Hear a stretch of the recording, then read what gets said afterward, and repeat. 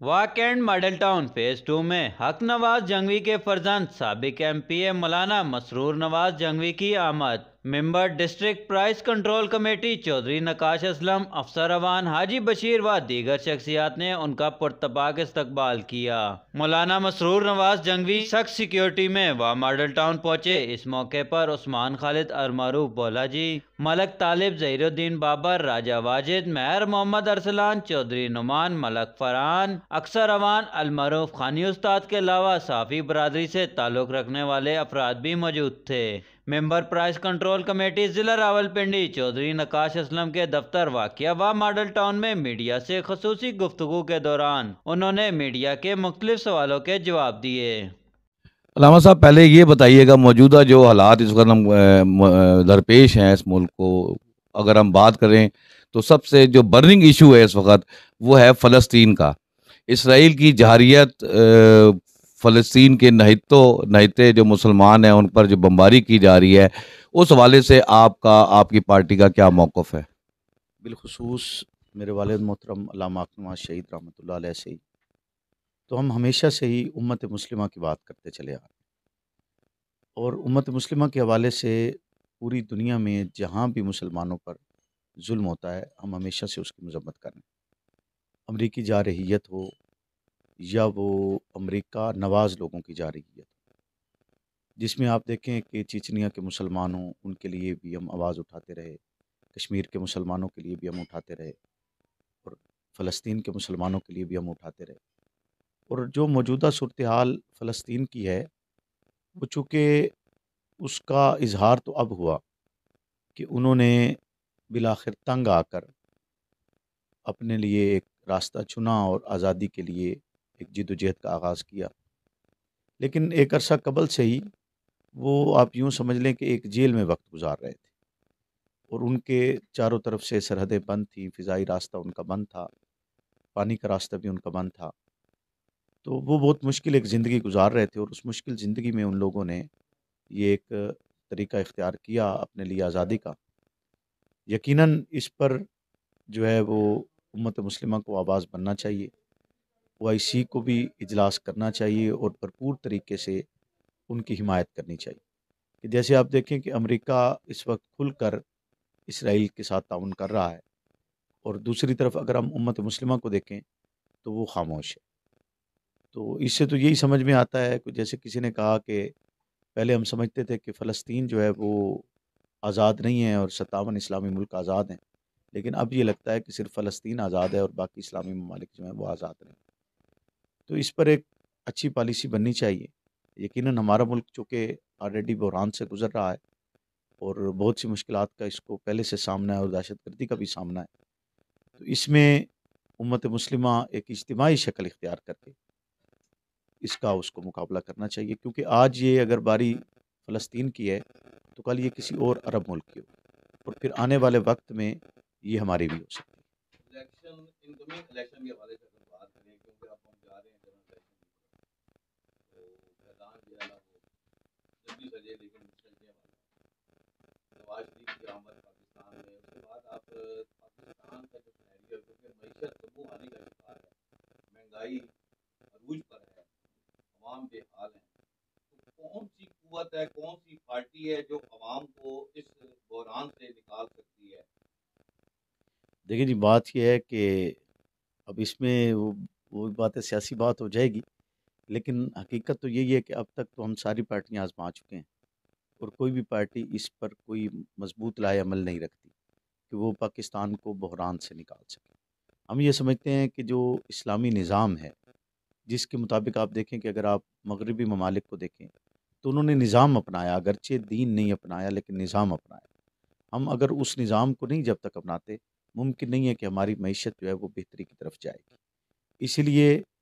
سب سے پہلی ضرورت تو یہ ہے کہ ہم اسلامی نظام کو اپنائیں۔ دوسری صورت جو ہے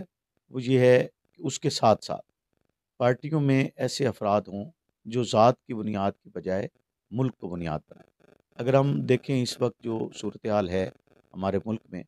تو وہ ذات کی بنیاد ہے، اور پھر سیاست جس طرح کی ہو رہی ہے ہمارے ملک میں، اس کو آپ کسی طرح بھی عوامی یا فلاحی سیاست نہیں کہہ سکتے، کیونکہ ہمارے ہاں سیاست جو ہے وہ ڈالا کلچر کی ہے، بڑی بڑی گاڑیوں کی ہے، اور آپ کہہ لیں تو پیسوں کی ہے۔ آج آپ کے سامنے ہیں، آپ کسی غریب آدمی کو آپ بھی ووٹ دینا پسند نہیں کریں گے، جو سائیکل پر آئے آپ کے حقوق کی بات کرے، آپ کے لیے جد و جہد کرے، آپ کہیں گے کہ نہیں یار اس دیتا اپنے پلے کچھ نہیں۔ تو اس لیے جب تک ہمارا معاشرہ جو ہے وہ صحیح راستہ نہیں اپناتا، ہم یہ نہیں کہہ سکتے کہ کوئی بھی اس ملک کو بہتر کر سکتا۔ also belong to the religious party. تو مذہبی پارٹی کے حوالے سے اگر کنسیپٹ دیکھیں ہمارے پاکستان میں جو ہے نا وہ اجتماعات تو بہت بڑے بڑے ہوتے ہیں، منعقد ہوتے ہیں، لیکن جب ووٹ کا وقت آتا ہے تو عوام جو ہے ان کو اگنور کر دیتے ہیں، ان کو وہ اقتدار حاصل نہیں ہوتا۔ What is the reason? اس کی وجہ یہ ہے کہ بیسیکلی مذہبی پارٹیاں بھی آپ کے بہت سارے ایسے کام ہیں جو سیاسی طور پر انہیں کرنے چاہیے اور وہ نہیں کرتے۔ جب تک وہ اس کو نہیں اپناتے اس وقت تک ممکن نہیں ہوتا کہ آپ سیاسی میدان میں کامیابی حاصل کر سکیں۔ سیاست کے طریقے سے تو کرنی پڑتی، اگرچہ آپ شفاف کر لیں، ضروری نہیں ہے کہ آپ کو جو ہے نا ہاتھ گندے کرنے پڑیں۔ اب میں اپنے علاقے میں سیاست کرتا ہوں تو ہماری کوشش ہوتی ہے کہ ہم جھوٹ نہ بولیں، کسی سے وعدہ کیا ہے تو اس سے وعدہ خلافی نہ کریں، اور آپ یہ کر سکتے ہیں۔ لیکن یہ کہنا کہ جی سیاست ہے جی چونکہ تو جھوٹ بھی جائز ہے، سیاست ہے چونکہ اس لیے مذہب کے ساتھ مذاق بھی جائز ہے، جس طرح کا چاہیے طریقہ اختیار کر لیں اس کا، جیسے کہا جاتا ہے ہمارے یہاں کہ سیاست دان کا جی کوئی مذہب نہیں ہوتا۔ تو یہ جو کلچر ہے اس کو بھی ختم ہونا چاہیے، اور ساتھ ہی ساتھ عوام کی فلاح و بہبود کے لیے انہیں کام بھی کرنا چاہیے۔ اب ہمارے ہاں جو مذہبی رہنما ہوتے ہیں ان کے اجتماعات تو بڑے اس لیے ہوتے ہیں کہ ان کو لوگ ایک مذہبی توجہ کی وجہ سے سننے کے لیے آتے ہیں، لیکن اس کے بعد اس کا کوئی الٹرنیٹ نہیں ہوتا، صرف گفتگو ہی حل نہیں ہے۔ عمل سیاست کے لیے آپ کو عملی جدوجہد کی ضرورت بھی ہوتی ہے۔ اب کسی کا بندہ تھانے پکڑا گیا ہے تو وہ بھی جو مذہبی رہنما ہے اس کو چھڑانا پڑے گا، اس کو اگر کسی کی گلی خراب ہے تو اس کو وہ بھی بنوانی پڑے گی،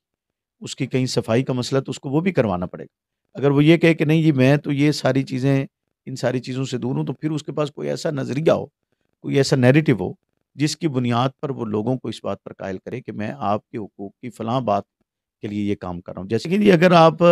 جو ہے نا وہ بات وہی ہے کہ اب چونکہ ہر بندہ یہی بات کر رہا ہے تو یہ تو یہی ہے کہ جس کی پارٹی جیتے گی دوسرا یہی کہے گا کہ فیئر نہیں ہوا، تو اگر یوں آپ کہیں گے تو آپ کہیں گے اس سے پہلے بھی کبھی فیئر نہیں ہوا۔ تو اس لیے جو ہے ہم تو یہ سمجھتے ہیں کہ فیئر ہونا چاہیے تاکہ عوام کا جو اعتماد تھا اپنے اداروں پر وہ مزید برقرار ہو۔ اور ابھی جو موجودہ آپ سچویشن دیکھ رہے ہیں اس میں یہ سمجھتا ہوں کہ ہمارا اپنے اداروں پر مزید اعتماد بڑھ رہا ہے کہ آپ دیکھیں جن مسائل کا حل جو ہے، اور بہت سارے ایسے مسائل ہیں ہمارے ملک میں جن کا حل صرف سیاستدان نہیں کر سکتا، جب تک اجتماعی شکل اختیار نہیں ہوتی، ادارے اس کے ساتھ مکمل طور پر کھڑے نہیں ہوتے یا وہ اداروں کے ساتھ مکمل طور پر کھڑا نہیں ہوتا۔ اب دیکھیں حالانکہ جب عمران خان صاحب حکمران تھے تو ان کے ساتھ بہت اچھا ریلیشن تھا، اور وہ خود بتاتے تھے اپنی گفتگو میں، جس سے محسوس ہوتا تھا کہ ان کا بہت اچھا ریلیشن ہے۔ لیکن ان ادوار میں ہم دیکھیں تو بہت ساری ایسی چیزیں ہیں جو نہیں رک سکی۔